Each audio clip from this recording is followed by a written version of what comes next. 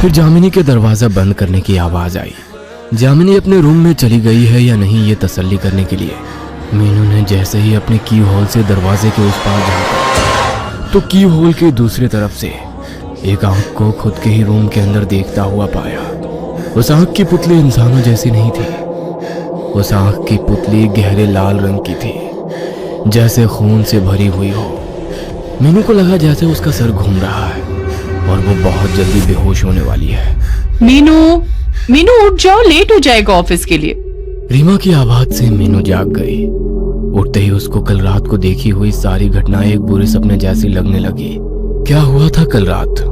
जो कुछ भी मीनू ने देखा था, क्या वो सब उसका वहम था? कुछ समझ नहीं आ रहा था मीनू को। मीनू जब नहा धोकर ऑफिस के लिए बाहर आई तो उसे जामिनी सीढ़ियों पर खड़ी हुई मिली। जामिनी के चेहरे पर एक अजीब सी मुस्कान थी। कोई बात किए बिना मीनू जामिनी को इग्नोर करके ऑफिस चली गई, लेकिन सारा दिन उसका मन बेचैन ही रहा। कितनी भी कोशिश करके मीनू अपने काम पर कंसंट्रेट नहीं कर पाई। लंच ब्रेक के टाइम रीमा ने मीनू से कहा, क्या बात है, आज तुम कुछ परेशान सी लग रही हो? तबीयत तो ठीक है ना? तुम्हें ये जामिनी कुछ अजीब नहीं लगती? हाँ, अजीब तो है। आज भी सुबह मैंने उसको अपनी माँ से बात करते हुए सुना, लेकिन माँ से कौन इतना छुप छुप कर बात करता है, समझ नहीं आया। मीनू ने कल रात की बातें रीमा को नहीं बताई।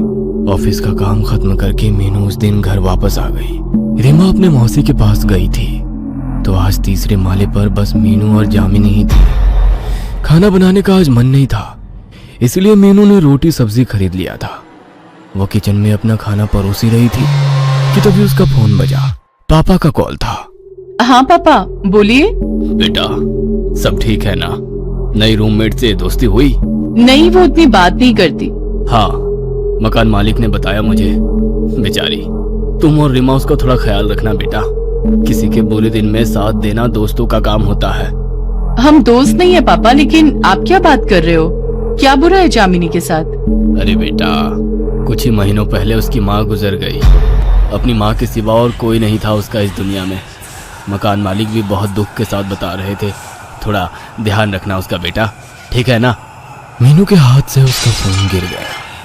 फोन का कांच टूटने की आवाज मीनू के कानों में गूंजती रही, लेकिन इस अचानक सदमे की वजह से उसका पूरा शरीर बर्फ जैसा जम गया था।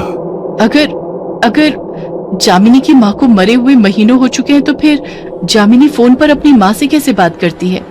इससे पहले कि मीनू कुछ और सोच पाती, अचानक से लाइट चली गई। जैसे ही मीनू पीछे मुड़ी, हाथ में कैंडल लेकर जामिनी उसके बिल्कुल पास खड़ी थी। जामिनी की आंखों में